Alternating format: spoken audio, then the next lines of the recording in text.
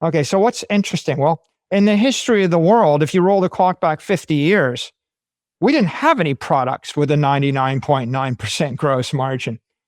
99% gross margin products are a product of modern digital networks. Hey everyone, welcome to this Wednesday's release of the Bitcoin Fundamentals Podcast. On today's show, I've decided to take my top 5 favorite moments and lessons learned about Bitcoin since starting the Bitcoin Fundamentals Podcast in 2020. This was a really fun experience for me to go back and recapture a couple moments that really inspired and shaped my own thinking on this complex and ever-evolving journey. I'll narrate each of the clips that I play so you understand why I selected it and why I thought it was so important. And I hope you guys enjoyed this one. So with that, let's get started. So the first one that I have here was kind of a special moment for me personally on the show because it just helped me wrap my own head around what the heck's going on with the global economy. And, coming from a value background, a Warren Buffett style investor, and always doing what we call an IRR, internal rate of return calculation to figure out what something's worth, you start with this keystone of valuation, which is inflation. And since the 2008 crisis, I always just struggled so much with the quantitative easing that was being done and how inflation wasn't showing up in the gauge. And I know since this interview, which happened back in 2020, there's been so much written. I know Lynn Alden has some amazing pieces that have been written on that particular topic. But Michael came on the show very early on. I think this is like our 5th episode of the Bitcoin Fundamentals Podcast. And he just lays out his opinions on inflation in such granular detail. And he proposes this idea that inflation is a vector. And up until this point, I'd never even heard of such an idea. It was just CPI is this. You should conduct your valuations as to some type of premium yield that's higher than the CPI inflation that's being published. I think everybody just was very suspect whether the weighting of CPI is accurate. We all kind of knew that. But Michael really gets into a lot of granularity as to, for each individual person, what is their CPI? And just his whole thought process around this idea is so profound. And I'd say this is like a 20-minute clip, but this is so important. And it was so early in my journey. And I want to play this one first because it was really important to me personally. So here's Michael Saylor talking about inflation and inflation as a vector. Some of your comments around inflation, risk premiums, the impact that this has as you think about it from a business owner, and the hurdle rate that you've got to achieve. Talk to us in depth. Don't hold anything back on this particular topic, and teach people how you're thinking about things from an economic calculation standpoint as the CEO, the founder of a billion-dollar company. Okay. Look, I think we start with this premise of your CEO, your job is to preserve shareholder value, preserve wealth. That it's the same challenge you'd have if you ran a family office and you were responsible for the wealth of the family. The question is, how do I preserve the value of my individual treasury or corporate treasury over time? So let's say I have $1 million. So in a hard money environment, if the currency is utterly deflationary, if the Federal Reserve or the central bank was going to print no more currency for the next decade, then I've got $1 million. Next year, I'll have $1 million. If I'm looking at the value of my cash, my $1 million, I can presumably have it sit in an account. And a decade from now, I'll still have $1 million of purchasing power because the currency is not being devalued. Now, if the goods and services in the economy are growing at 2% a year and the currency is flat, then a fixed amount of currency is going to be chasing after an increasing amount of goods and services. In that particular case, the currency is going to appreciate in value. And so the prices are going to fall. And so that's a good thing. It means that all I have to do is just sit on the money and wait, and the economy will be larger. The value of my treasury will accrete.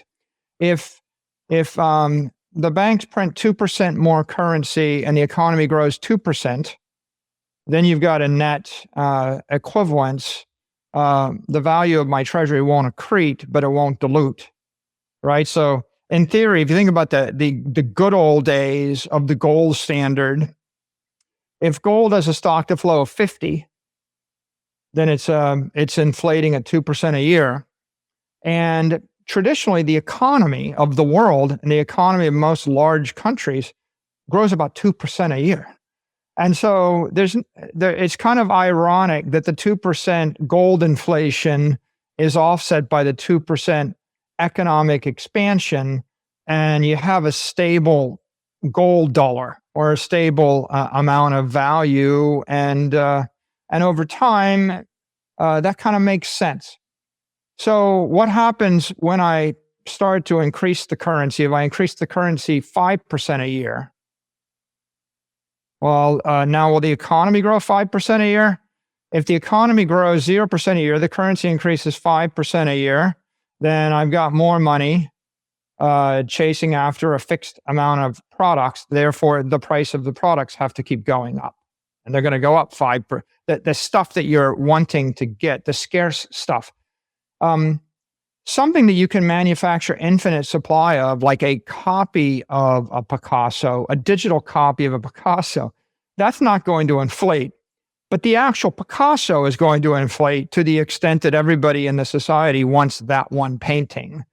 And of course, what you see is that as you start to print more money, inflation is not distributed equally. There's not really a single inflation number. There's a vector of inflation. In fact, I can come up with a set of products. You really need linear algebra. You need a vector math to describe this. One set of products that are information rich with no variable cost, like a digital copy of a Picasso, and there used to be 1 million digital copies, and now there are 1 billion digital copies. And even if I print a gazillion% inflated currency, the billionth digital copy of the Picasso is not going to be any more expensive. In fact, what's going to happen with a certain bucket of goods that are high inflation, high information content is they're just going to get cheaper over time. They're deflationary products. And what's a good example of that? Digital music, digital video, digital photos, digital services running on networks that have a fixed price, a fixed cost. Once you've actually paid to deploy Wi-Fi and LTE networks, and once you've built the routers, and once you've built the electrical power plants, and once you've run all the fiber optic cable, that's all the fixed cost. The variable cost of deploying a Netflix movie to 1 million people is the cost of electricity. And deploying the Netflix movie to 1 billion people is the variable amount of electricity, right? So in essence, that's got to be like 0.1% variable cost. There is no variable cost. There's no energy content in the product. That is say, oh, I mean, the perversity, right, is that it's all energy. It's 0.1% of the value of the product is energy. I'm just shipping electrons, and energy is fairly cheap. So with things like that, they're deflationary because the fixed cost is a sunk cost, which is amortized across all of the products. You've got one iPhone, you've got one television, you've got one fiber optic cable to your house. And therefore, everything I can push to the iPhone and everything I can push down the fiber optic cable, I can deliver at the variable cost of electricity, which starts to look like a product with a 99.9% gross margin. Okay, so what's interesting? Well, in the history of the world, if you roll the clock back 50 years, we didn't have any products with a 99.9% gross margin. 99% gross margin products are a product of modern digital networks. So Apple created a mobile network. They dematerialized everything you could hold in your hand. And that means that your VCR and your CDs and your cameras and your Polaroid photos, right? And your phones and your tape recorders, and your weather, your atlas and your maps and little books and reminders and yellow Post-it notes. All these things had energy content in them, and they had a variable cost. I mean, traditionally, variable costs run anywhere from 40 to 60% of the value of the product. You have to produce it for 60% of the retail value, and you sell it down a retail distribution channel. And eventually, the true margin is like 7%, or Walmart 3%, whatever it is, and the other 97% gets eaten up. That's what the world looked like. And then what happened with the mobile wave or the last decade is Apple dematerialized all of the mobile products or all the handheld products and converted them from 40 to 6% variable cost to 1% variable cost. And Apple then accrued $1 trillion of value because it was that network. It's crystallization of sorts. You're collapsing from a high energy state to a lower energy state. And when you crystallize, what energy gets given off, right? And that energy took the form of wealth created for the Apple shareholders. Google did the same thing. They pretty much dematerialized every library and every piece of every book and every piece of information and every video and every home video and every VHS and all the music on the earth. And it collapsed into Google and YouTube and the like. And as it collapsed, right? This is a real library behind me. Okay. I'm sitting in a library of books, and it's $100,000 worth of books in this room. Worthless because you go get yourself a $500 iPad and you can have the entire 100,000 books. And by the way, the 100,000 books on the iPad is more valuable because they'll read themselves to you and you can resize the font. I'll walk past like this perfect book, and it's a beautiful book, and I open it up and it's classic, and it's like in a really small font. And I'm like, can't I pinch and zoom the book? And then I go on a trip and I'm like, I really want to take that book or those 10 books. They're really heavy. I leave, the books have mass. The books are static. The books have to be shelved.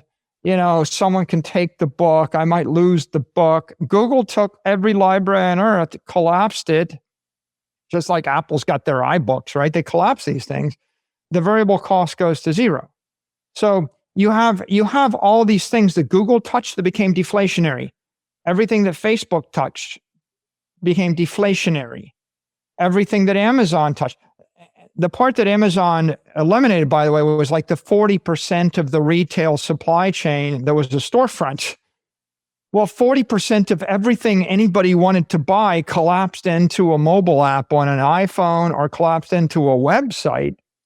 40% of the cost of the energy cost and it's conservation of mass and energy, right? That's thermodynamics.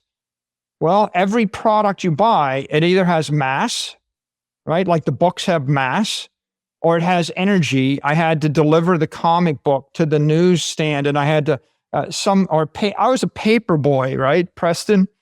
I was a paper boy growing up. And sometimes I fall into that, like, what about the paper boy? And then I realize there's probably no paper boys left on the planet. That's not a job anymore. Like, who would deliver a paper? If I deliver a paper, you've got the mass, and that's the paper. Paper is made of titanium, by the way. Titanium dioxide is the primary element in paper. It's an opacifier. I got my start in business studying titanium. It's heavy. I remember carrying stacks of papers around. It's like 100 pounds worth of information it had to move through the supply chain. And then there's the energy, mass and energy. The energy was like me with my red wagon hauling 100 pounds of papers on a Sunday morning through the neighborhood in the freezing snow. And you got to, and at some point, my angelic mother getting up at 5 a.m. to drive the family station wagon, keeping the heat on while I haul papers through the neighborhood. I delivered them, by the way, on Wright-Patterson Air Force Base, where I grew up. I know every single street because I had to get up and deliver a 2-pound paper to every house across the entire military base when it was like 20 below zero. So, mass and energy in the news business. I expended the energy. I hauled the mass around. It was quite visceral. It was expensive. It's so expensive, by the way, that no newspaper could afford to hire an adult to do it. Hence, 12-year-old to 18-year-old high school kids hauling newspapers around on their backs. That was the world that we used to live in. And of course, now it's kind of laughable. No one's going to haul that stuff. Yeah, you probably couldn't get a 12-year-old to get up during. I remember a blizzard. It got to it was 60 below zero, Preston. And we're trying to figure out how to deliver newspapers on a Sunday morning at 5 a.m. The wind is blowing. Mass and energy. So Facebook, Google, Amazon, Apple, they dematerialize the mass and the energy from the products. All the products are information and electricity. And that explains why they're trillion-dollar companies. And that explains why inflation as a metric doesn't work. It might, it's a 20th century idea, and it might have almost, but I'm not sure it ever worked, but it wasn't hideously misleading until the last decade. And the last decade, we got to the point where half of everything you're consuming is pure information with no variable cost. So when you say it's been a hideous metric, you're specifically talking about CPI, right? You're saying CPI is just not something that can actually measure what in the world's going on right now. I'd say it's a metaphysical metric. It has no relation to reality. It's been defined almost specifically cherry picked to define in such a way that there will never be any inflation. And so the first irony is we've decided that inflation is a bad thing, and the second decision is we've decided that inflation equals CPI, and the third irony is we can't find any inflation. But of course, in order to really understand store of value, in order to get to the bottom of investment rationale and make rational investment decisions, you have to first go to first principles. And what I find is 95% of macroeconomists and analysts and the traditional investment community, they rely upon metaphysical abstractions that they learned early in their career or that are repeated to them over and over again by mainstream media. And because they just repeat these metaphysical abstractions long enough, they kind of convince themselves that there's some veracity to them. And there isn't any veracity to them. But the difference, and this takes me back to MIT. At MIT, they taught you to think for yourself. You're an engineer. If you're trying to solve a problem, you're expected to think for yourself. Like, for example, the first class I walked into, it was a class in material science. The professor walked out to all the freshmen. It was our first week at MIT. He said, "This is a tile from the space shuttle. It burned off the space shuttle on re-entry. Nobody at NASA knows why it burned off. They're not sure what to do about it, but they're afraid the space shuttle is going to blow up if they don't actually solve the problem.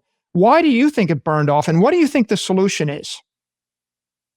And he looks at it. These are 18-year-old freshmen that showed up to school. And you can see everybody's looking at each other like, is there some reading that we missed before this lecture? And then they're thinking, I didn't read the answer to the question.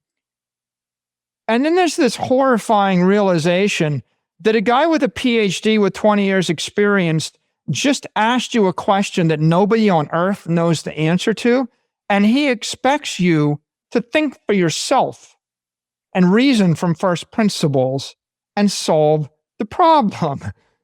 That's the scientific way. And there's not a lot of science and there's not a lot of engineering in the modern macroeconomic landscape or with mainstream media. They just repeat tropes over and over again as though they're meaningful, and they're not.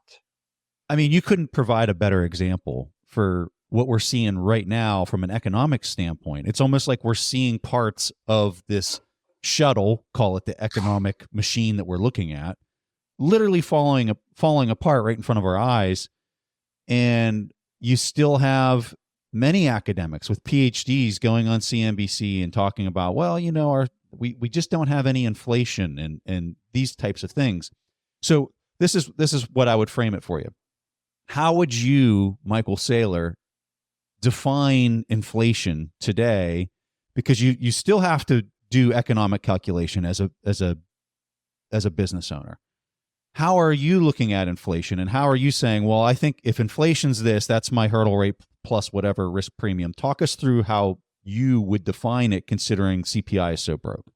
I think the way you define inflation is the rate of price appreciation in a basket of goods, services, or assets that you desire to acquire in the future. All right. Yeah. Hard to top Michael and some of his descriptions and ability to just kind of drill down into things. There's much more if people want to go back and listen to the full one. I think it was our 5th episode. So let's go to this next one. So this isn't a real long clip, but this one really had a profound impact on me. I'm talking to Pablo Fernandez. Pablo is a super smart technical programmer, and he's from Argentina. And so his perspective of growing up in this inflationary kind of environment, really just he understands the economics of Bitcoin, which is very hard for a lot of people with this U.S., European, or Japanese lens where we're not used to dealing with high inflationary prints. And so we got into this discussion about central bank digital currencies, and Pablo made this just amazing insight to me that I really just hadn't put a lot of thought into. And it was about this back and forth between net producers and net consumers, and how as they try to cram a central bank digital currency down the throats of all the citizens around the world so that they can control the duration of money and basically turn money into these short duration coupons. He had this brilliant insight about how that's going to be an accelerant to Bitcoin. So without, talking about the clip here, I'm going to go ahead and play it for you guys. But this was such a profound insight for me personally that I had never really thought about until I had him on the show. So here's the clip with Pablo.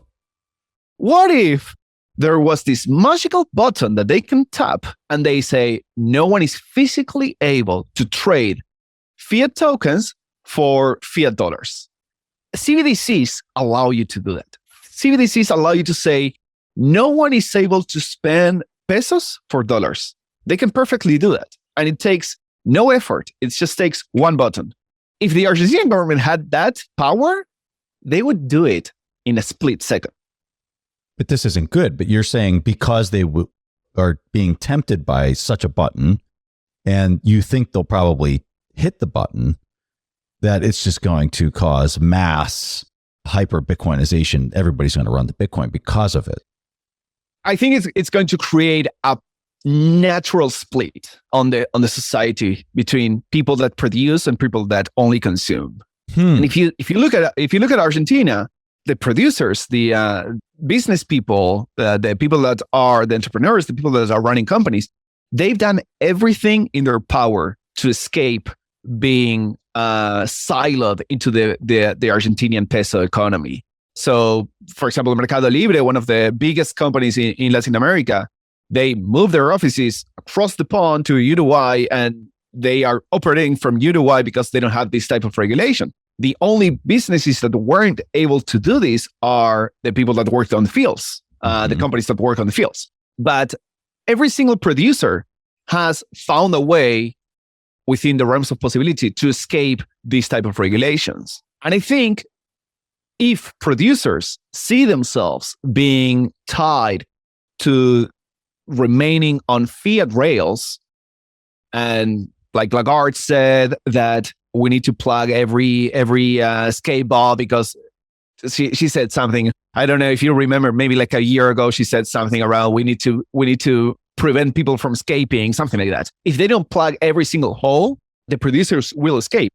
And as people see this type of action and this type of powers, I think the people that are producing and are using their energy and their effort to create wealth, and they see themselves being cornered in a way that they are not able to protect their wealth, they will increasingly seek to escape into something. And that something, I think, it's Bitcoin. This is a really profound thought right here. This idea that the money itself is going to separate the consumers, which when you look around the world right now, there are professional consumers that are just waiting for the next government check.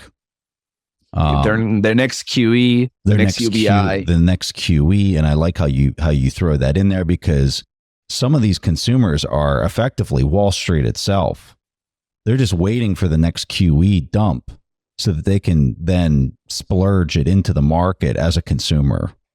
Right. And if you think about it, that's if crazy. You think about it, one of the issues of the existence of this link between fiat and Bitcoin is that all that liquidity being just created out of thin air and pumped into Wall Street or through Wall Street, some of that liquidity is going into Bitcoin.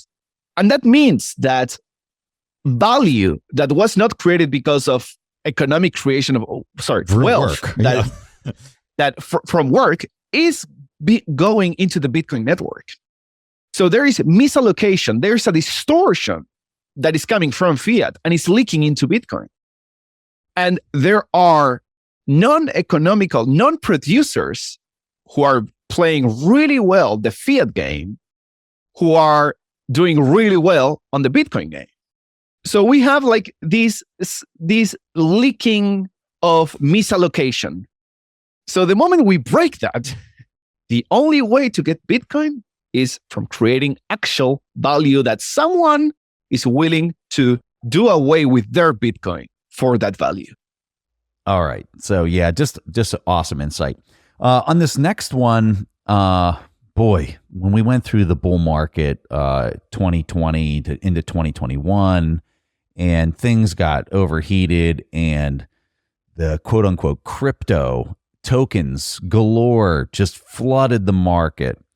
And this was frustrating to see how much market cap was applied to some of these quote unquote projects and quote unquote blockchain experiments that in my mind, as I was going through it, I was like, there's nothing behind any of this. None of this is actually decentralized. This is all just marketing. And many of us in the space knew that a lot of these Silicon Valley VC firms were behind so much of this, the marketing of these tokens and the market cap of these tokens. But nobody laid it out nearly as well as Cory Klippsten did. This wasn't too long ago. I think we were out in LA, and then we recorded this shortly after at the end of 2022.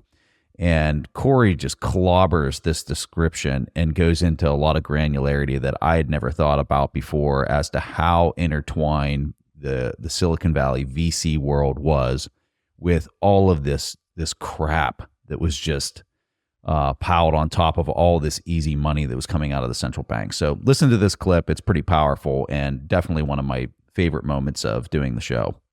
So this gets at the problems with crypto VC, right? And so now I think finally, we Bitcoiners and the journalists that care about truth, just like Bitcoiners care about truth, appear to have enough of a microphone or enough of a megaphone to start going after the absolute scam fest that has been going on for the last 4 or 5 years in Silicon Valley. Talk to people about strong enough to really go out with a hard hitting thread about Andreessen Horowitz that I posted this morning. So I haven't talked about this anywhere, but walk us through it. We can talk about that a little bit, but and I've talked about these themes and kind of what's going on, but essentially there's never been a better industry vertical for the venture capital business model than crypto, meaning non-Bitcoin altcoin scamming. Why? Because they benefit from information arbitrage and regulatory arbitrage, and at the same time. And basically so any crypto VC deck, when they go and raise from LPs, only needs 2 things on it. Really, it's just literally, one is short time to liquidity, and the second is we make our own weather. And these are the 2 things that when I came into the space, as lots of people know, I was in Silicon Valley ecosystem, advising startups, cutting angel checks, starting in 2012, 2013, all the way through going Bitcoin full time in 2018. That first 11 months from like May of getting caught up in the ICO run up and Bitcoin and everything through about April of 2018, when I decided Bitcoin was the only thing that mattered, I was heavily immersed in all aspects of the crypto space. And I heard this said over and over and over again and didn't see the obvious lie in that, and just how immoral it is to hinge a business model on short time to liquidity, meaning that you don't need to have revenue, you don't need to have product market fit. None of that. It doesn't need to be real, because you can just dump this token on retail or on dumb institutional. And there's no there's no product, there's no service. There's no product, there's no nothing. It's just self-referential gambling and gambling tools. And that's it, on something that has no inherent value or no real world use case. And then we make our own weather is that they all are just marketers. And so this is where it becomes really important that the genesis of Andreessen Horowitz is in partnership essentially with CAA. It was basically modeled after CAA. This is the talent agency down in Los Angeles. So Mike Ovitz, the founder of CAA, was the senior advisor to Ben and Mark when they started the firm. They kind of modeled it after CAA. The whole point was that they were going to treat the founders of these companies as talent, the same way a Hollywood talent agency would treat their talent. It would be kind of in service of them. What it also came with is, in the DNA of that firm from the very beginning, was to make your own weather, to put out your own media. So this is where you see them always putting out podcasts and trying to get everybody at their firm to blog all the time and hosting conferences and just being in the media as much as possible. They even created a new media arm a couple of years ago, basically specifically to push their crypto agenda called Future. Essentially, they push out and market and make their own weather with these crypto scams that get short time to liquidity. And as long as the window is open where these things are unregulated and you can say whatever you want about magic beanstalks on the blockchain or whatever that will save the world, you can go over and over again and push WorldCoin, Helium token, Axie Infinity. You can buy $300 million worth of Solana and get all your friends at CAA and the other agencies down in Hollywood to have all these celebrities go on talk shows talking about their Solana, which happened in the summer of 2021. And then they can dump it as soon as it pumps and get out of their cost basis and still let some ride. And as long as that window is open, they're going to continue doing it, because you stack these funds. You raise a fund. If you can get out of the J curve where you've made your investments and you start to have exits, if you can start to show that you've actually returned the fund, the faster you can do that, the faster you can raise another fund. So Andreessen Horowitz is on like fund number 4 now. I think it's between 12 and $15 billion that they're collecting 2% on of these crypto funds. It's so much money that they can hire people out of DC over and over again as partners in these funds deliberately to get around the regulations around lobbying. So if you spend more than 20% of your time in DC lobbying, you have to register as a lobbyist. That doesn't count if you're a partner in a company. So they just hire people straight out of DC, make them partners of these funds, and they can basically be in DC full time, arguing for Ethereum matters or whatever it is that they're trying to get across. And, the game that SBF was up to over the past year and a half, 2 years, was essentially trying to wrest control crypto, oversight of crypto away from the SEC and put it under the CFTC. And they've been working on this with Paradigm, which is Fred Ehrsam, Brian Armstrong's co-founder at Coinbase. This is Andreessen Horowitz. This is FTX. This is also Coinbase. And obviously the entire Ethereum Foundation and Joe Lubin and Novogratz at Galaxy and all these guys essentially trying to have crypto regulated by anyone other than the SEC, because the SEC obviously knows that this stuff all passes the Howey test, and these are all securities.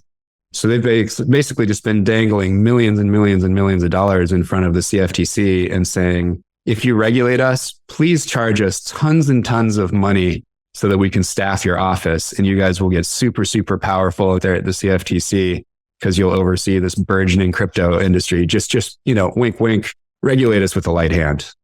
If you enjoy this podcast, you will love our free daily investing newsletter called We Study Markets. We realize that not everyone has the time to listen to a podcast every day or even every week. So we took this same type of content and put it into an easy to read, free newsletter. In just 5 minutes a day, you can stay up to date with what's going on in the financial world. That means when you're sitting at your desk at work procrastinating instead of mindlessly scrolling social media, you can quickly learn what's going on with the markets and your money. And it's completely free. Join over 30,000 other readers now by simply clicking the link here on the screen and then entering your email. It's that simple. Just click the link on the pop-up here on your screen, enter your email, and start knowing what's happening with your money. You gotta love Cory. All right, so this next clip here was one of my favorite moments in doing this show.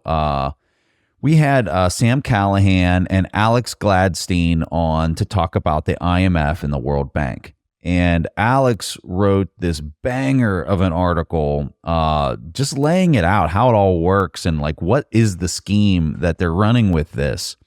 And I've struggled for years to really be able to wrap my head around like, what is it? Why is it set up? What is its true purpose? And who's basically being exploited through this mechanism where the IMF and the World Bank are working together hand in hand to do what, right? Like that was the question.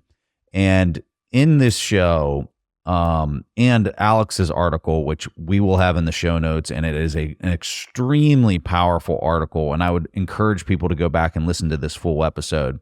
But Sam provides, not Sam, but Alex provides this unbelievable example of how the IMF exploits many of these developing nation states by getting them heavily indebted to the point where they can never repay it. And then they have these developing nations focus on one product or one service to the G5, G7 type countries. And it's just such a powerful example and just really enlightened me personally as to how bad and how deep this scheme really goes. And I think it's important that for people that would see this, there's a similar initiative called the Belt and Road Initiative out of China that is basically in competition with the IMF and World Bank for similar type policies. So just a really powerful clip. I'm going to go ahead and play it now so people can hear it. And be sure to check this out if this piques your interest. Because of central banking policies that have consolidated enterprise, and there's only a few vendors now that can supply whatever part of the supply chain you look into. You talk about this idea of monocrops, which you were just talking about, right? What I find so fascinating is what we're seeing at a company level inside of unique supply chains. You're talking about at a country level that because of the manipulation that was happening through the IMF and the World Bank, has caused these nation states to have a monocrop, like they're just exporting shrimp.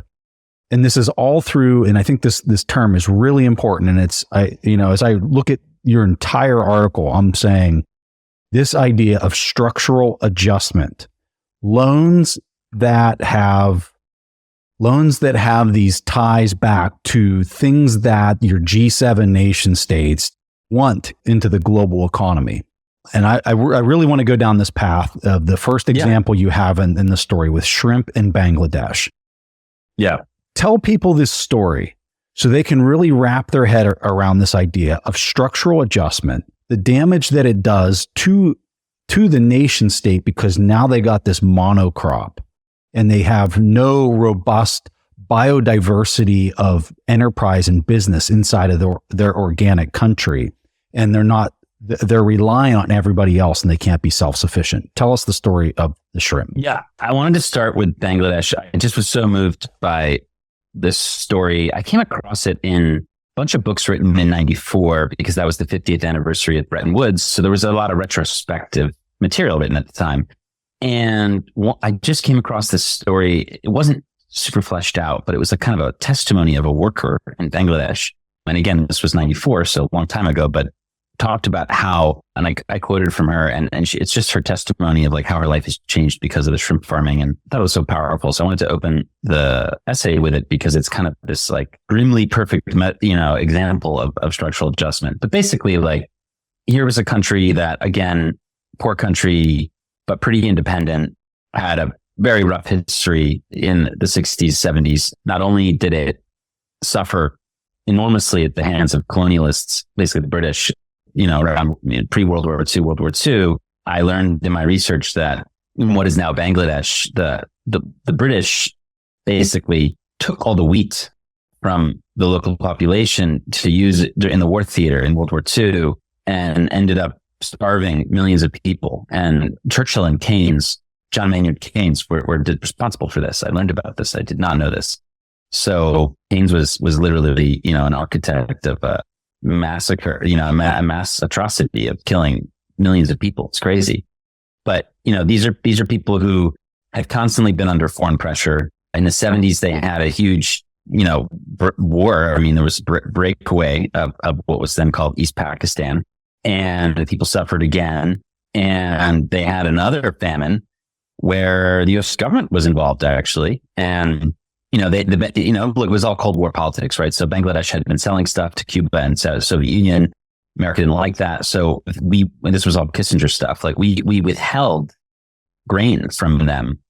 By this time, by the 70s, we had been pretty effective at becoming kind of the dominant, like kind of controller of a lot of the world's food. This was obviously a strategy we used in the Cold War, but they were in a tough place.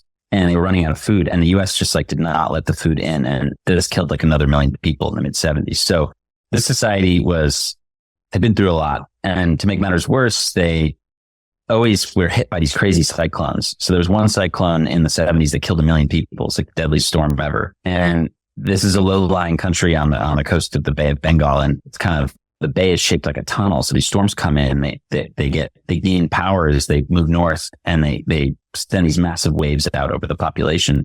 A third of the population lives along the coast. So in the 60s, the authorities built these big dikes to protect people. And then they had these mangrove forests, which were the natural protection. So, this was all they had. These were the defenses they had. And what ends up happening is the World Bank and IMF, kind of take a look at Bangladesh in the 70s, and they basically say, you're not exporting enough. They had started to lend a lot to the country's autocratic rulers, and they would send teams of analysts and try to figure out, well, how can we generate more exports for this country so it can pay its debt back? Basically, that was sort of the deal. So they said, look, let's do aquaculture. Let's do shrimp, because you guys have a lot of shrimp off your coast. So World Bank loans financed this in Bangladesh at the same time that the IMF was extending these structural adjustment loans, which were also sort of targeted at shaping the economy this way. What ends up happening is you have all these farmers who traditionally grow, again, like rice, cattle, etc. They're on these low-lying parts of land near the ocean. A lot of it had actually been reclaimed through the dike system. And now they're being incentivized to take out loans to upgrade their farms, quote unquote upgrade, by drilling holes in the dikes to let water in, and they make ponds. And then they go into this often freezing water, and they spend all day catching little shrimp. They call it shrimp fry. And then they bring the shrimp into these ponds, and then they wait for the shrimp to grow. And then when they get big enough, they sell them to these shrimp lords, who then sell them to the government. And then those go out to the international markets. So this is the change that happened in the 70s and 80s, 90s in this area. did a couple things. It really impoverished a lot of people because, again, these people had very little, and they borrowed the money to change their farm in this way. And in many cases, like it took them a long time to even pay back that initial loan. I have some data in my essay about this, but it's like in some cases, essentially they were experiencing wage deflation, like they were just sort of getting poorer over time. And they were also depleting the environment around them. Like not only were the mangrove forests that protected them getting cut down, about half of them got cut down as a result of shrimp farming, and the dikes were getting damaged. So this left them really vulnerable to these storms, which keep happening. But also, like the farmland itself became super salty because of all the water coming in. So rivers were destroyed, a lot of like crop animals died. Like, so basically this is like an environmental disaster now. It does one thing. It raises shrimp, and shrimp is the second largest export today in Bangladesh. I mean, it's gone from something that was like a couple $1 million a year to an industry where I think it was like 80 million or. Yeah, no, I mean, it grew, national shrimp profits grew from 2.9 million in 73, which is when these things sort of just start, these loans, to 90 million in 86 to almost 600 million in 2012. So it's sort of an exponential rise in these profits. And again, after textiles, it remains the second largest export of this country. And again, these loans were taken by autocratic governments for the most part, who were not accountable to the people. And I just think that this is a really vivid example of like of what structural adjustment is. Now, that's kind of like a detailed example of one country. Now, Alex, people would hear these numbers. This is important. People would hear those numbers and say, well, what's wrong with the numbers going from 1 million up to these really high numbers that you just said? Now, you talked about the damage that was done to the farmland and everything else, but I think for a listener that would hear that, I don't think that they understand that you're just talking top line. You're not talking other impacts and the payback that's associated with the interest on these rolling loans, right? Like there's a whole lot more to those numbers. No, well, so first of all, let me just do a brief overview of structural adjustment. Now I'll explain why those numbers sound a lot more rosy than they really are, right? Okay. Yeah. So structural adjustment, again, are loans given out primarily by the IMF ever since its inception, and then since 1980 by the World Bank. Before 80, the World Bank largely gave project and sector-specific loans that didn't really have conditionality. But since 80, these structural adjustment loans have been a big part of the World Bank's policy as well. So these loans are attached to conditions. So basically, classic example would be a country like Indonesia in the 70s would have balance of payments crisis. The dictator would call it the IMF. IMF would fly in, first class, business class. They never flew in a flew economy. They always had a lot of perks. They came in, they'd iron out a deal, and they would say, okay, you can have what was called like a standby agreement, which is like a line of credit, and you can draw that down at certain milestones, but you need to like fulfill these conditions to do so. And these conditions were basically things that like would never fly in a Western country, right? Would never fly like in a democracy where people could actually protest.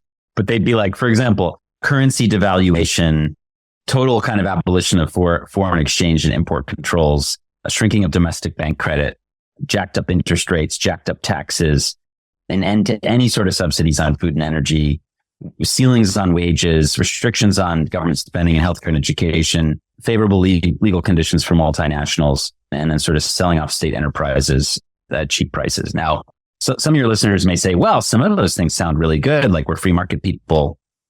But the problem is the double standards. Like you have Britain coming into a country like Sri Lanka, for example, which used to give free rice to its people. Now, is giving free rice to your people a good economic idea? No, probably not. But, you have a colonial power coming in or a former colonial power coming in, and they give all kinds of free crap to their people. Not only do British enjoy free healthcare and all this other stuff, but a lot of their agricultural policy and stuff is basically subsidized by the government. So you have a total hypocrisy. You have a government that uses a lot of central planning to protect its economy, coming into a poor country and saying you can no longer do the same thing. And on top of that, you have all the policies that Bitcoiners would find, horrifying, like, again, raised taxes, raised interest rates, currency devaluation, et cetera, et cetera, et cetera. So essentially, the structural adjustment policy was meant to squeeze the poor country and to reduce consumption at the prioritization of exports. So when we go back to those numbers from Bangladesh, now that we know this, we're looking at, there's a lot more exports happening. There's a lot more shrimp being sold. Well, what you don't realize, unless you dig into it, is that at the same time, there is a tremendous amount of debt being incurred, and the debt service is just getting bigger and bigger and bigger. So, for example, in the Bangladesh case, I just want to because up here. Go ahead. What I think what people don't see is how many times the debt keeps getting rolled over. So it's almost like the first step. You had 10 structural adjustments. Again, 10 times the government got a bailout essentially, and then agreed to restructure its economy by the IMF between 72 to today. There's 10 times this has happened. So the foreign debt has gone from 140 million in 72 to almost 100 billion today, almost 100 billion. So yes, on one part of the balance sheet, you're seeing, more profits from exports. But what you're not seeing, if you just look at that, is that the country is slipping further and further and further into an inescapable debt trap. And dependence on foreign imports for most total dependence things. On foreign imports. Yeah. All right. So some really powerful stuff. Make sure you guys dig into this more if you did find that interesting. Okay. So the last thing that I'm going to play here is actually 3 different clips, and something that I think is just insanely important for people that are coming into the Bitcoin space and just trying to wrap their head around everything. And it's this idea of proof of work versus proof of stake, and also how energy is required, and you should want energy to be a part of Bitcoin. And then you wrap the whole ESG big banker narrative piece that is all intertwined with this. So I have 3 different clips that I'm going to play. The first one is from Gigi talking about the importance of proof of work and what it is. Michael Saylor talking about how important it is that energy is injected into the money.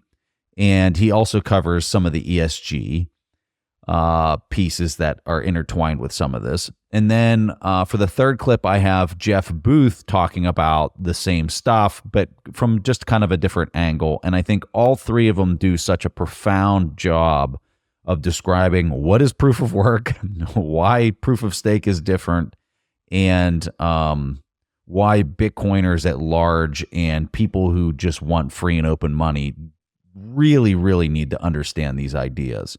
So this goes pretty long, but I think it's so important for people to get this on your journey, and that's why I'm going to go ahead and play these 3 clips.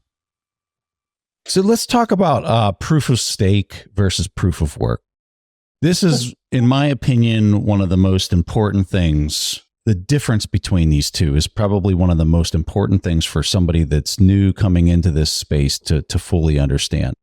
So if you were going to characterize the 2 of them, please do so. And then talk to us about the concerns that you have for proof of stake, because I know you have quite a few.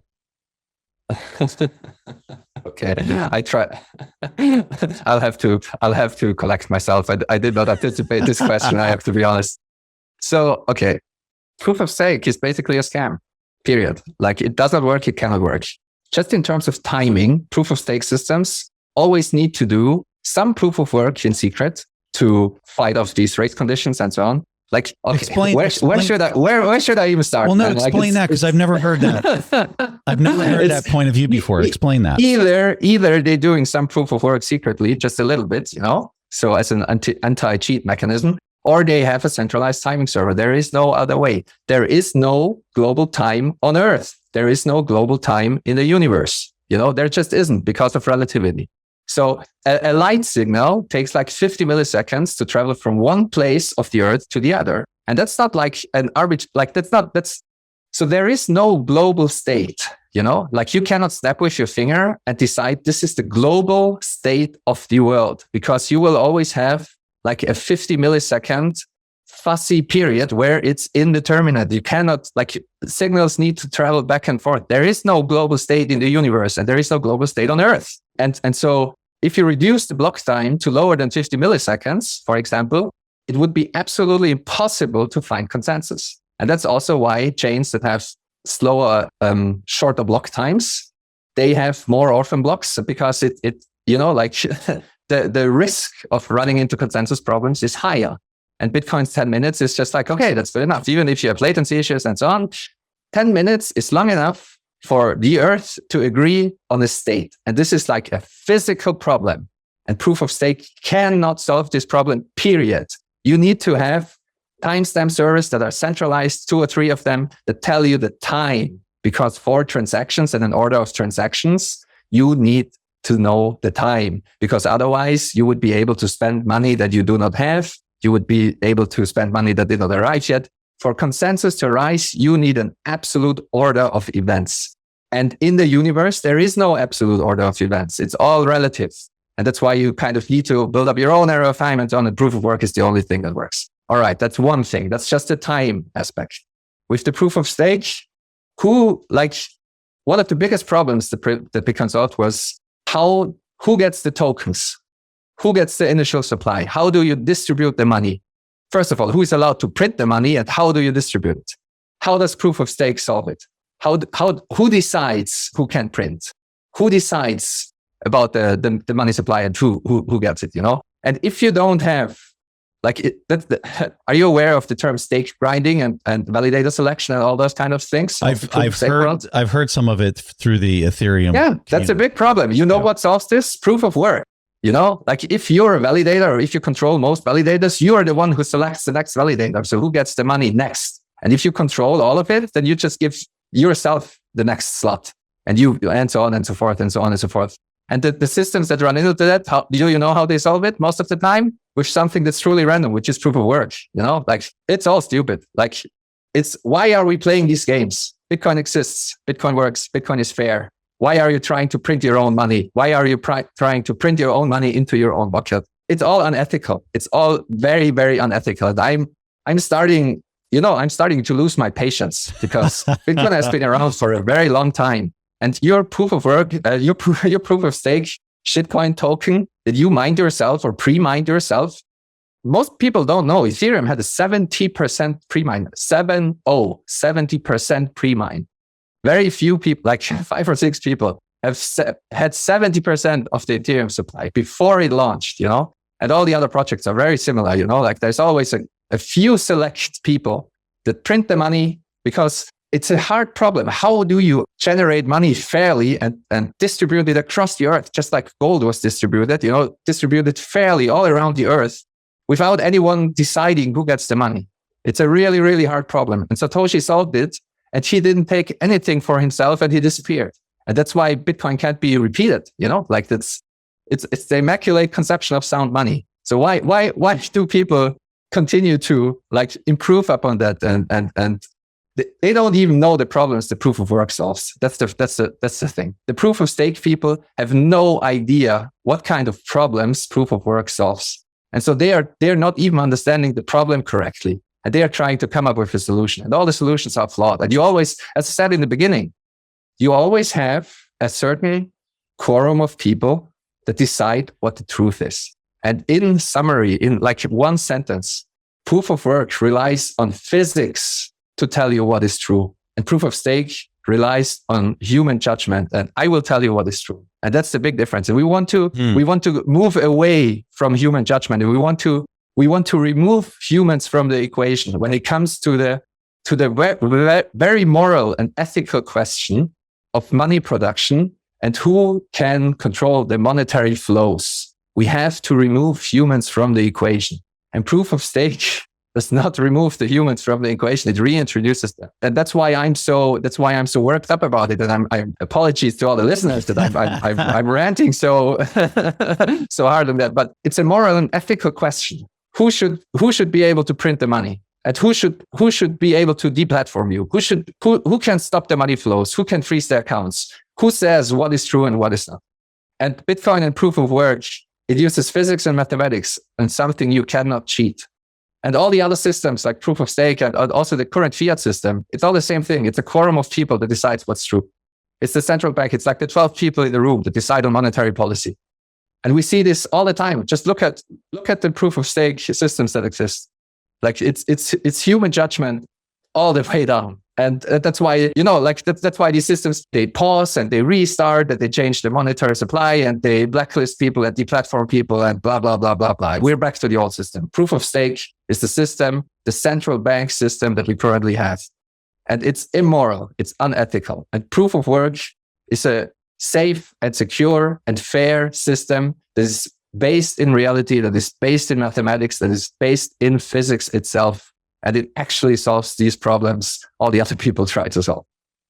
Okay, so here is Michael talking about some similar ideas, but from a different vantage point. When you say conservation of energy and you talk about how this is so important to the physical universe, is it possible to create a digital money without injecting energy into it that is sound? It sounds like you're saying that's impossible. Is that correctly summarized? I don't think you can.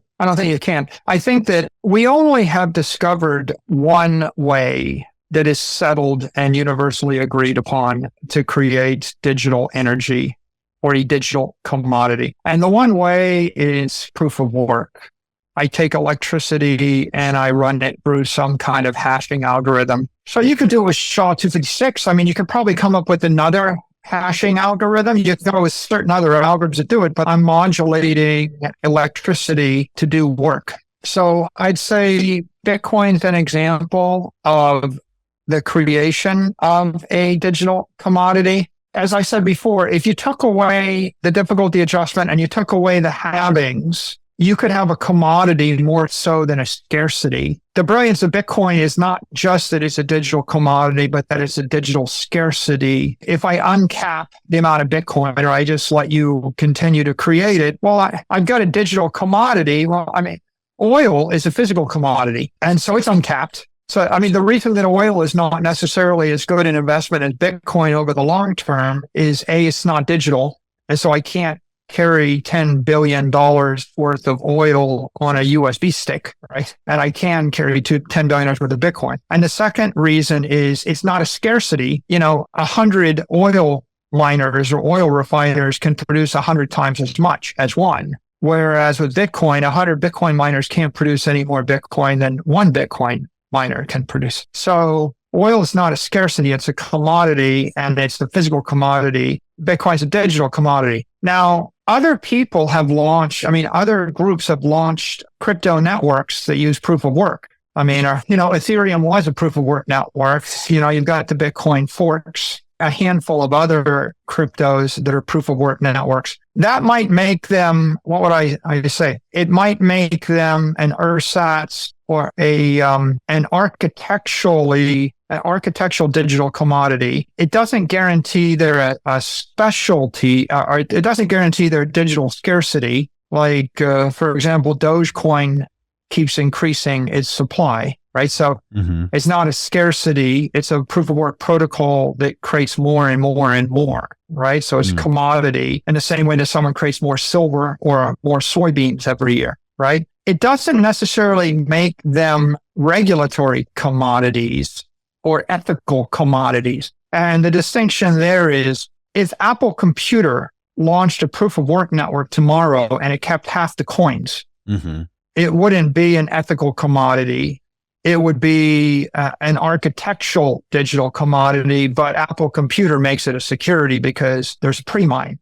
And so if there's a pre-mine, or if there's an ICO, or if I created a protocol where 10% of all the coins that were mined were funneled to a wallet that I control, that I use to pay developers, right? All of those things make it more of an investment contract or a security, even though it's using energy. So the use of energy doesn't guarantee that something's a commodity. The use of proof of work doesn't guarantee it's a scarcity, right? Because the protocol is what makes it a scarcity, and the provenance is what makes it ethical and a commodity. So Bitcoin's special because it has a provenance of Satoshi disappears, the Satoshi coins never move. There's no ICO.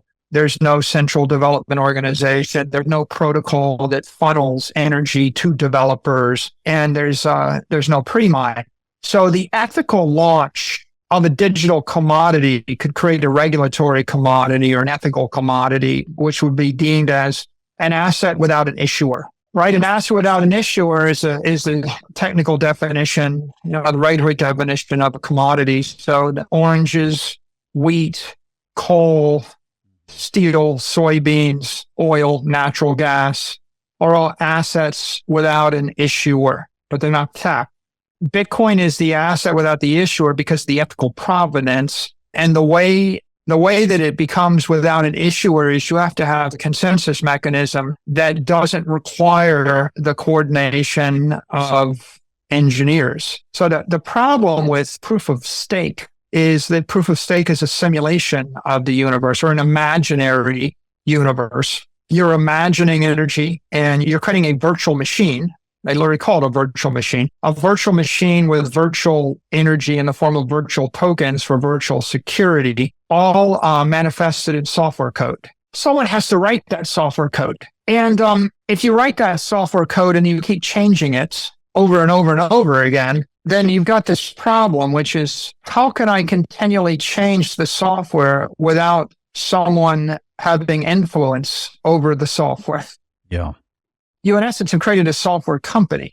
So with Ethereum, the Ethereum Foundation is a software company. There's a lot of software engineers that have to write the software. They have to be paid. Someone has to budget for the payment of the engineers. The only hope you have of something based on software becoming a commodity is you write the software once, you gift it to the world, and then you stop changing it and you distribute it across 20, 30, 50, 100, 1,000 different parties. And if everybody can run the software and if there's no need to change it and if no one organization controls it, now it becomes sufficiently decentralized. So you see, that's the fact pattern with Bitcoin.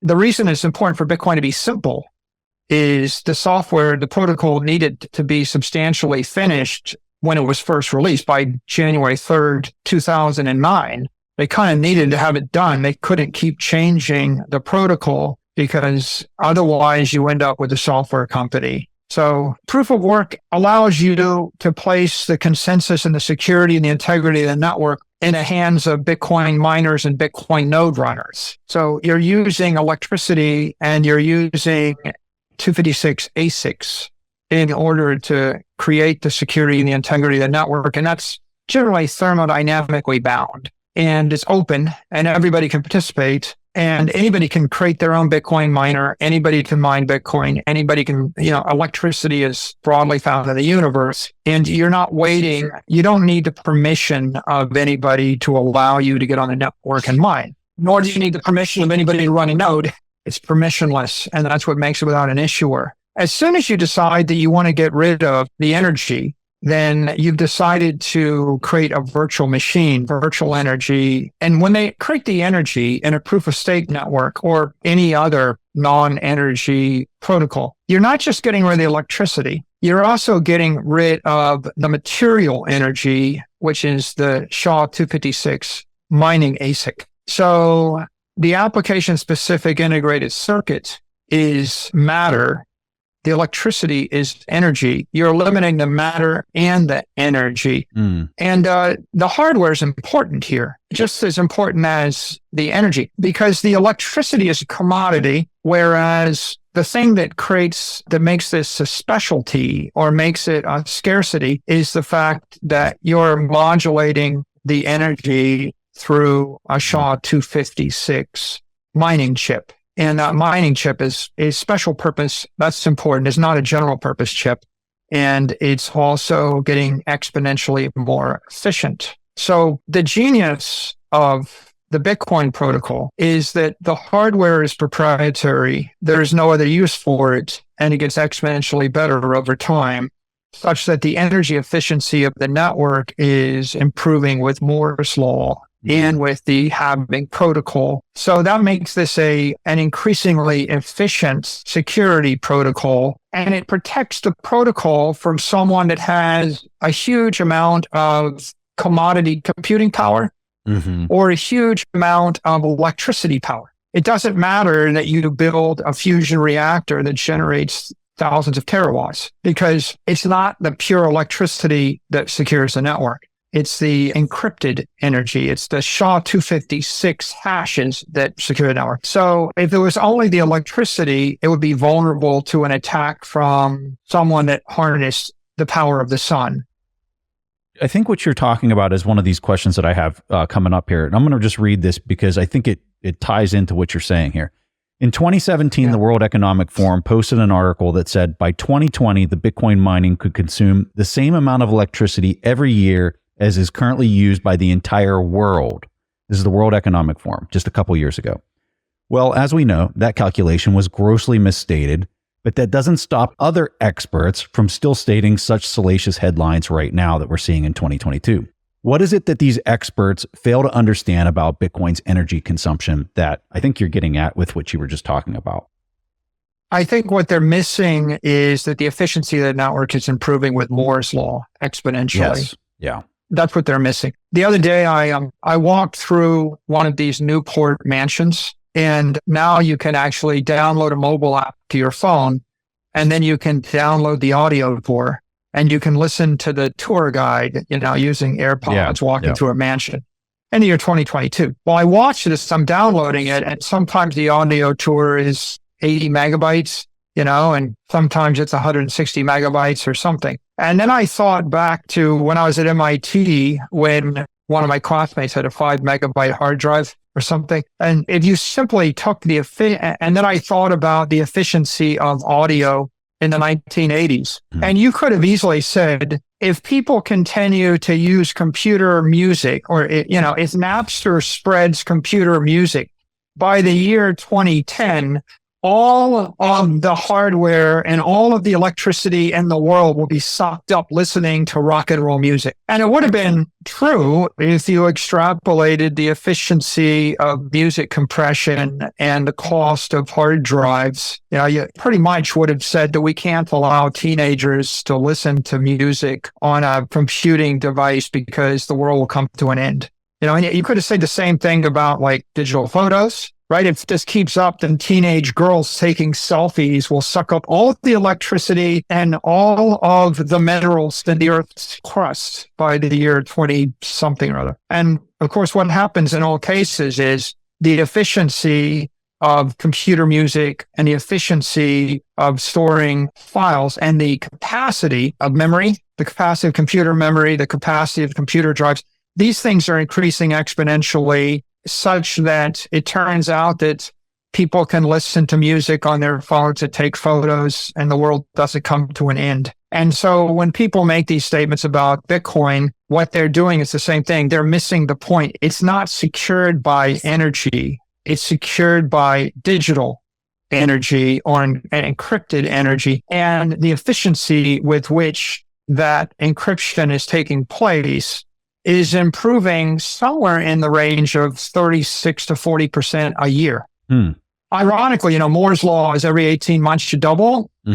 So if you have an 18% improvement every year due to the halving protocol, and if you have an 18% improvement every year because like every 4 years, the ASICs double, okay? You got 36% a year, and when you start dividing that into 70 with a few twists, you realize in about 18 months, you double the efficiency of the network, and you keep doing it, for the first 30, 40, 50 years. Maybe you continue to do it for a long time to come. So, as of today, as far as we can see, we're running the numbers, Bitcoin has taken up maybe 15 basis points of the world's energy. And it's not clear to me that it's going to grow that much more. At some point, it hits some maximum, and it actually starts to decrease because the proprietary protocol is such that ultimately in the year 2100, it won't matter whether you have harnessed all the power of a star. It won't matter because that won't allow you to create hashes. I could give you all the electricity that powers New York City tomorrow, but you can't generate hashes with it unless you can get your hands on 256 mining rigs, set them up in a world-class mining center, get the transformers, and turn it on. So you can see there's already a limiting factor there. And on the other side, if Google and Microsoft and Amazon, they all decided tomorrow they're going to turn all of their data centers into Bitcoin mining data centers, their cost, to generate a Bitcoin would probably be like $1 million a coin, if not $10 million a coin, because they don't have ASICs, right? And the ASIC is 1,000 times, it's 1,000,000 times more efficient. So it's this specialization of labor, like the driving of the tractor is a better idea than a hand plow, right? And every field of human endeavor, everything humans put their mind to, we find when we create a specialized machine and then we power that specialized machine, then we overcome any generalist who's well-intentioned. I toured the DuPont gunpowder factories, right? So the DuPont showed up, they set up a factory on a hill where the Brandywine River runs down it. And the reason they wanted this creek is they had to harness the creek for hydropower to turn their water wheel, to turn the mills, to grind the gunpowder. And so here are some smart immigrants. They use the power of gravity, the power of water. Then they mix, 3 elements together. They create gunpowder. They hand you the gunpowder and you blow your way through the mountain. Okay. And someone starts by saying, I have this idea. I'm going to build tunnels through mountains, and some non-technologist says, no, we can never build tunnels through mountains. That will take every single human being in the world and we will all starve to death because it's too expensive using our little rubber mallets or our little chisels to chisel our way through the mountain. Exactly. Right. And, and the point is, we're not doing it that way. Yeah. We're going to use our brains and technology. If you actually back calculate, someone says, okay, I'm going to connect San Francisco to New York. And you back calculate, well, how much energy is it going to take to haul a bucket of water on my back, 10 million times? Like, well, we can't do that because the human race will suffocate trying to connect New York and San Francisco. And then if you calculate what it costs to build the railroad, you would conclude it's too much. And if you calculate the maintenance cost on wooden rails, that's too much. And the answer is, I invent explosives, I invent steel, I come up with some, technique to get through. Then I create a locomotive. Then I go and I drill for oil. Then I put the oil into the locomotive. And then I drive the train back and forth. Every single one of those things would have used all of the energy in the world. Yeah. If you were to attempt, we can't give public transportation to people that will use all the energy. All of the ox carts in the world will be allocated to letting people commute back into work. We can't let them live. Michael, in the suburbs. This is hard, I think, for a lot of people to wrap their head around because the examples you're providing are physical examples that people can relate to and it makes sense to them when you describe it in that way. But when you think about ASICs and you think about Moore's Law and you think about how these things that like people can't touch or really kind of understand at the level that you understand and that many people in this space understand, it's just completely lost on them. It's intangible. It's not something they can feel or touch. Yeah, a Bitcoin miner it's a machine to create security and cyberspace, right? That's what it is. You have to see it as like a digital vault, a digital vault, if you will. Is that how you describe it, or? I would almost describe it as a transmitter of encrypted energy. It creates a wall of encrypted energy, right? You're feeding electricity into one end, and out the other end comes a hash wall. Like a bank vault, like a bank vault, but virtual, right? Yeah, that's probably an energy vault. You're putting electricity in, and you're creating a vault of encrypted energy, and that's what you're using to build as your foundation to build civilization in cyberspace. Like I said, and a lot of people can't figure it out. They can't work it out. But you ever cross a bridge and you look down at, at the caissons or the structures the bridges are built on, and the bridge is resting on these, what are they, caissons, I suppose, resting on these structures, and they're buried 30 feet down into the East River or the Hudson River.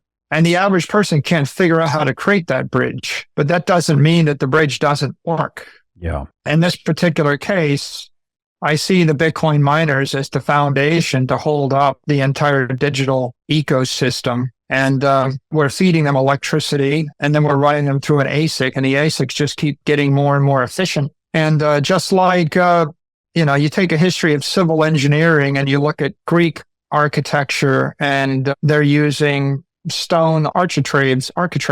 Those things crack, and then they replace them with some wooden beams, and they kind of crack, and then they come up with the idea of a truss. And a truss creates this, dramatically increases the strength of the beams, and now things stop cracking. And that works well for a while, and then they come up with, arches and then buttresses. And of course, ultimately they solve the problem when they figure out how to put enough energy into iron to create steel. Iron works and steel works, and steel is a material energy. It's massively dense energy. And if you want to build structures, you have to create the steel. I think about a steel refinery, and I think about how much energy goes into the refining of steel, and the heat and the energy. And then you think about what comes out. And then if you want to build any structure in the world, right, that steel is the material to build that structure. Bitcoin miners are energy refiners in a way, right? And what they spit out is digital energy. They not only create it, but they secure it. You can also think of them as supporting the railroad in cyberspace, right? Like it's a railroad, and there's a fixed cost to build the railroad, and there's a fixed cost to maintain the railroad when something breaks. But once you've got the railroad and it's properly maintained, now the cost to move tons of cargo from one end of the line to the other end of the line has decreased, not by a factor of 10 or a factor of 100. It's probably decreased by a factor of 10,000 to 100,000. It might have decreased by a factor of 1 million. Yeah. If you did the energy calculations, trying to move 80 tons of coal from New York to Chicago in one day without the railroad, without the road, on an ox cart. I mean, it's such a silly comparison, right? Because no one would ever think to do it, because it's almost impossible to do. But when we created the railroads, we created this extraordinarily expensive upfront engineering project that required a lot of capital investment, very capital intensive. But then after you've created it, then you've got a moderate maintenance cost, and then you get this superconducting effect where you're able to move material at orders and orders of magnitude less cost. Michael, I have a friend that has sent me an article, kind of getting at some of the things that we've been talking about throughout this interview. I'll have a link to that in the show notes. He goes by Baseload BTC. And he made the comment to me, he said, Bitcoin is basically the best ESG investment vehicle in tech ever invented.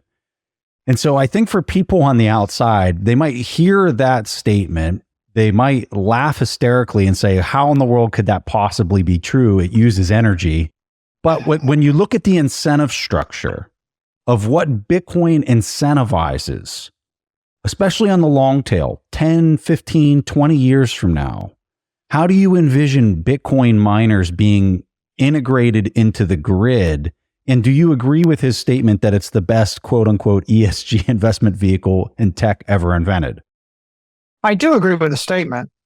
I think that it's pretty clear that environmentally, it's the most efficient use of electricity to create value that the human race has come up with. And so on the energy side or the environmental side, it seems to me pretty obviously clean and useful. If you look at the other two, the S and the G, from a societal point of view, you're giving economic empowerment to 8 billion people, digital money to the human race. So it's obviously good for the society. You're banking everybody. And then from a governance point of view, it's a digital asset or a digital network without an issuer. Yeah. So corporate governance or governance normally is all about fair governance. And this phrase popped up because there were companies that were thought to be poorly governed, maybe for the benefit of the family or for the benefit of the community to the detriment of the shareholders, et cetera. Bitcoin is literally without a CEO, without a board of directors. It is the most fairly governed thing in the universe. It's more fair than any country, any city, any state, any company. So in terms of ESG, it definitely checks all three boxes. In fact, it hits home runs out of the park on all three. I would probably just make one more point here, which is, like, if you're concerned about ESG, right, you really ask the question, what is a universal entitlement to the human race?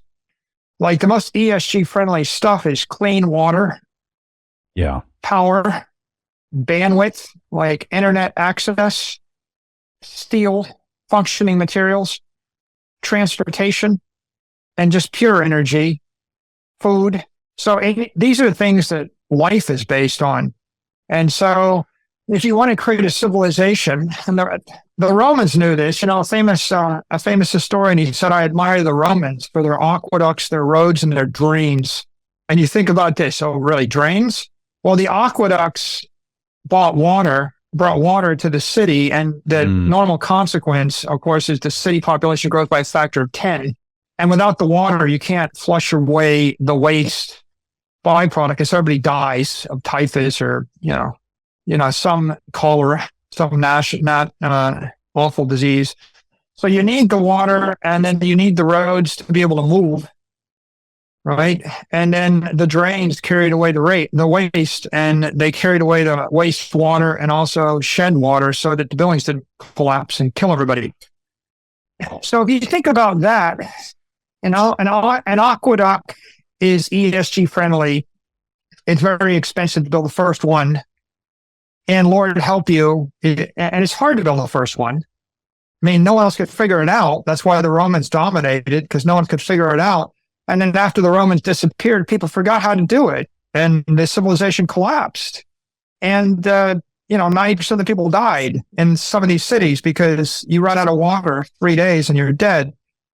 So I think if you think about Bitcoin in the same framework, it's a digital energy network. It is providing, the ultimate gift, which is clean money. Yeah. Clean money to go along with your clean air, clean power, clean food, clean water. And what happens if the water is dirty? We die. If the air is dirty, we die. If the food is dirty, we die. If the money is dirty, it kills us. Right? The money is dirty right now. And you want to see what happens in an environment where the money is dirty. Just go to, any economy where the currency's collapsing, like all those people in Lebanon that are robbing banks to try to get their own money back. I don't count the number of people that commit suicide probably after they get wiped out from that, but it's quite a lot. So I think anybody that really cares about ESG ought to care about a fair, equitable monetary network and establishing a stable financial foundation or monetary foundation for the human race to stand on. There could be nothing more important at this stage, I think. Okay, and here is Jeff Booth taking it one step further. I'm going to read a quote out of your article here that kind of hits at some of this is what you're talking about right now. Because the existing system is credit-based, it cannot allow ongoing deflation without collapse, because the credit would wipe out, and the credit is the system. Society would never vote to have their entire way of living collapse, which means a paradox exists where society will always eventually insist on manipulated growth for fear of the consequence of collapse. And that manipulated growth is the primary source of the problem that society is dealing with, including environmental damage.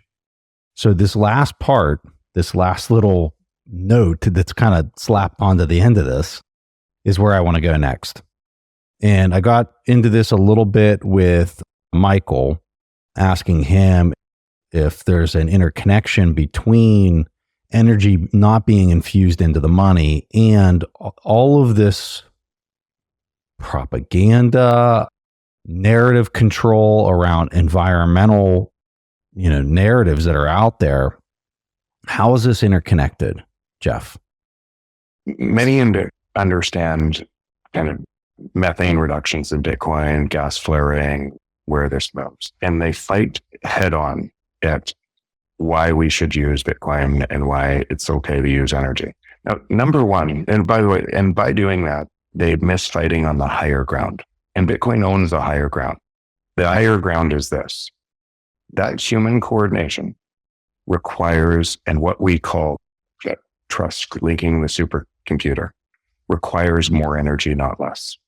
It's a race for more and more energy. And every developed nation in the world uses more energy for living standards. So unless you want living standards to collapse completely. We have to find a way to increase energy a lot. Now, but the higher ground to that is you need a free market function to be able to do that. Because if you could just print more monetary units to create global wealth, and don't you think in the last 3,000 years, 5,000 years, societies would have figured that out? And what you see is those ideas driving us to more energy, better sources of energy, are best left to entrepreneurs in the free market that are driving that, and misallocating through misallocated resources by printing money creates the exact opposite. It drives energy scarcity. It drives confusion. It drives polarization of society, where you don't get that drive for more productive energy because it has to be centrally controlled. That central control makes terrible decisions because they can't see all of the ideas in the free market. And so the higher ground is, if that worked, then if these policies worked based on manipulated money, more manipulated money for more growth. Remember, that growth is defined as GDP growth. And it's largely defined as GDP growth because you have to pay back the debt. And what's happening against that growth is you're getting a different type of growth. The growth that we really haven't seen, or haven't seen at this scale, is the productivity is typically net negative GDP. Where do all your extra photos you take today show up in GDP? Where does all the extra music you consume today? Where does your calculator app that you get for free show up in GDP? Those productivity gains are so profound, they drive down GDP. That's what productivity is. And so now you have less and less components of GDP that are able to pay back the debt. And it relies, and so the entire thing, and then the credit that you have this credit problem that's growing exponentially, that presupposes you could grow forever like the world's talking about now, grow forever on a finite planet. And the result of that is more and more people working harder and harder on one side, 2 jobs, 3 jobs, hamster wheel, trying to race to buy more things to say it's in a system, or to save enough money to escape the system, only making the system worse. And every single thing that you're doing on the other side, on the free market, because the free market is trying to drive price down and your productivity up. And when you see those ideas, you use them fast. Why you use Google, it gives you more value. Why we're using Zoom, is it gives you more value, it connects us. You use them fast. And then what ends up happening is, because those drive price down so much, or they drive you have to inflate worse. You have to drive more credit to keep up that Ponzi scheme. And that Ponzi scheme has diametric, so many consequences for the world we're in, because we measure that world from the system. And it says we could grow forever. We could keep on doing this forever. We could manipulate money forever, which is not just higher consumption. It's higher production, higher consumption. Most people need 2 jobs in their family, or two people working to have the same thing that one person working 30 years ago would require. My first job as a lifeguard was, I think I got paid $20 an hour. That was in 86. That $20 an hour job as a lifeguard, it would, in adjusted terms, would be $60, $70 an hour today. What lifeguards making? My kids were lifeguards this summer. They made $16 an hour. So they made less too. That many years later, in real terms. And what you can see is why people are so frustrated by the system, because they're racing harder and harder based on something, and they're objecting from the system. So they're saying, well, I can't make that work, so I'm just not going to. I'm going to trust the state to give me more money. And the system gets stronger. And all of that is a system that can't solve, if you believed in climate change, is actually the creation of that climate change, because it presupposes misallocation of capital and monetary growth forever in a system that just wastes our time. All right, so that wraps up my top 5 favorite moments throughout the podcast. I know I played more than 5, but 5 main ideas, I guess, is what I was shooting for. This has been such an honor for me to have these conversations with these folks, and hopefully people listening have learned some things along the way right there with me as I'm learning. And just plenty of other powerful moments throughout the 100+ episodes that I've done on Bitcoin. But these 5 here, I think, were just really, really important for people to kind of wrap their head around. And so just want to thank everybody for listening and supporting the show. And I look forward to 100+ more as we keep going. And hopefully we can continue to get great guests on the show to help us learn more about this wonderful thing called Bitcoin. So thanks, and we'll see you guys next week. If you enjoyed this episode, we would really appreciate it if you subscribe to our podcast feed using the link here on the screen. This will really help support the show so we can continue to provide this great content to you for free. We appreciate you being a listener and hope to see you again next time. It's just very important that people see the stakes. $500 trillion with $10 to $20 trillion, pouring down the drain every year. Amen. Versus 500 trillion. What happens to the 500 trillion when we close the drain? Yes. You get $20 trillion worth of prosperity per year.